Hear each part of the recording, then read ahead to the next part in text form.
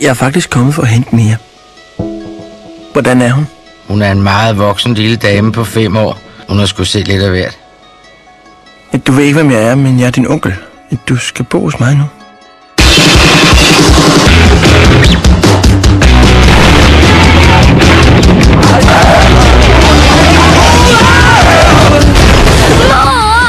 Så. Hun skal komme tilbage! Det kan hun ikke, lille skat. Hun er begravet.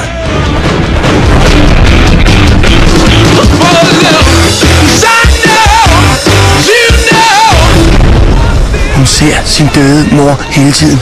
Det er min mor. Du kan fandme da ikke beskytte hende fra virkeligheden. Hvis virkeligheden ser sådan ud, så kan jeg love dig for, at jeg kan beskytte hende fra den. Hallo, hvad sker der?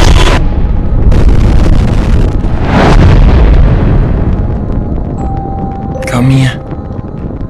Vi skal ud og rydde op. Hvem fanden er du? Jeg er ham, der skal hjælpe jer med at fjerne Princess-materialet. Vi mødes på et offentligt sted, så du ikke kan fuck med os igen.